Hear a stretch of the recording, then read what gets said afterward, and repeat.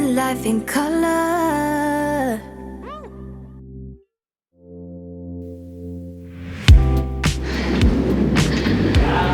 Okay, we're back at Project Hills. As you can see, we've been making progress.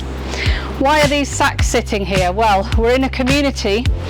We're not allowed to bring a skip in and put it on the driveway there. Actually, we're not even allowed to put our cars or vehicles down there, so they're all outside and we have to come in and out to load and unload things. So we'll be bringing a truck in here with a crane that will pick these bags up, load it and go. So they're just some things, again, to take into account when you're working in a community as to the rules and regulations of what you can and can't do and ways around it. Usually there's a way around it, and this is what we've done. So I'm really excited now because I can see that obviously walls have come down in there. So let's go and see what the space is looking like now.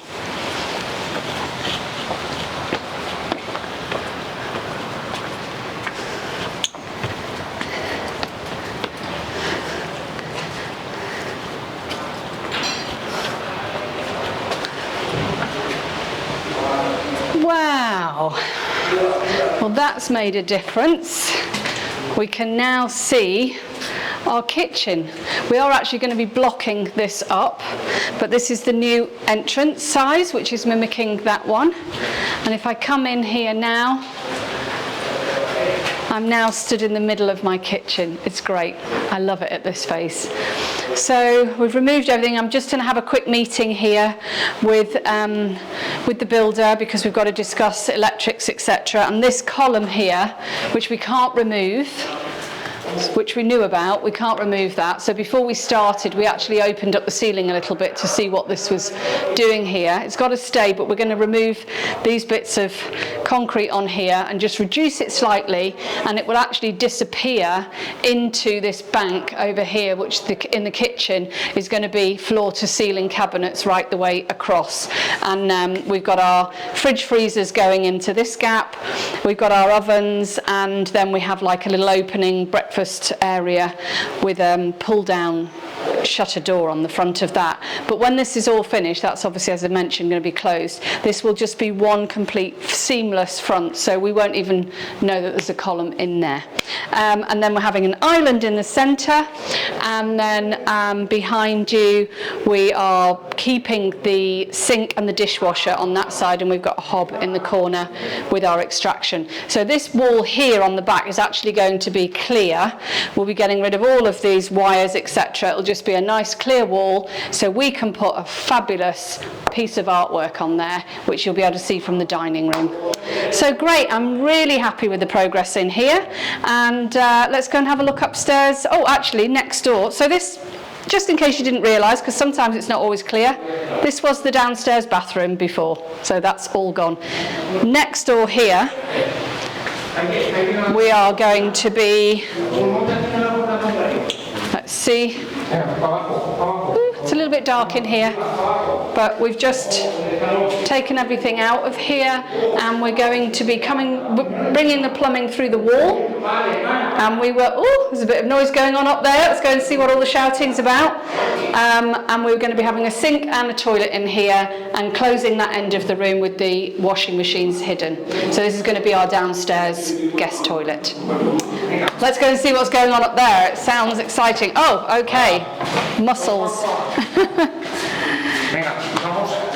Hola, ¿qué tal? Muy bien. Si no pasamos en la puerta, la hacemos en el suelo. Yeah, ánimo. Those things are heavier than they look. Okay. Not a lot of light in here at the moment, which is why we're going to be opening up this wall and putting some double doors in there from the bedroom, and I'm going to make those doors glass paned, but there's a rib defect in the glass because we're going a little bit kind of Art Deco style in this bathroom. So don't know if you remember before, we had a wardrobe taking up a section of this bathroom before, and obviously the door is right where you're looking through now. So that's going to be all blocked up, and my bathroom area here. Again, I've got another column that I can't get rid of. So what I'm going to do is actually mimic it on this side to make this space more symmetrical. And this back wall where we've removed the heavy bath that you just saw going down the stairs and the shower, they're still hard at it at the moment. That back wall there is just going to be one big shower space, so that's going to be lovely. And you'll be able to stand in the shower, and if you do leave your doors open to the bedroom, you'll be able to see right through and through the bedroom doors out to that lovely sea view. So my carpenter's here as well, because we're measuring up for these new doors that I just told you about, and we're going to actually open the doors out rather than in. And because this is where the bed sits and my bedroom bedside tables are going to be there, we're just making sure that when we open those doors it doesn't interfere with furniture. So that's an important part. And also inside the bathroom I'm going to have my carpenter make a nice built-in unit on the side between that column and the wall, which is going to have also glass doors on the lower section to mimic the big entrance doors, some shelves above with lighting, because my basin in this bathroom is going to be in the centre, no storage. I don't like that idea, so we're going to put some storage in there on the side of the wall, and we're going to design that with my carpenter and have that made bespoke to fit, and it's going to look beautiful. We're just talking about the beams up there.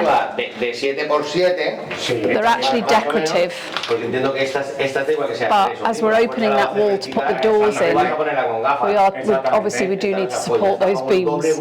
So we're going to make our pre-frame thicker and stronger to support those decorative beams. It's not holding up a roof or a floor or anything else, it's just literally the weight of the beams. So that's what we're just discussing at the moment.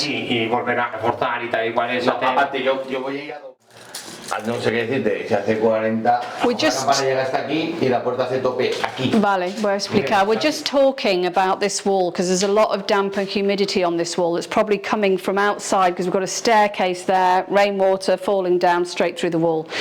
Unfortunately, some things are not built totally 100% correctly, or they don't stand the test of time. But anyway, to solve that, what we're talking about doing is putting in an insulated interior wall. We'd prefer to do it on the outside, but at the moment it's not a possibility. So we're going to do it on the inside.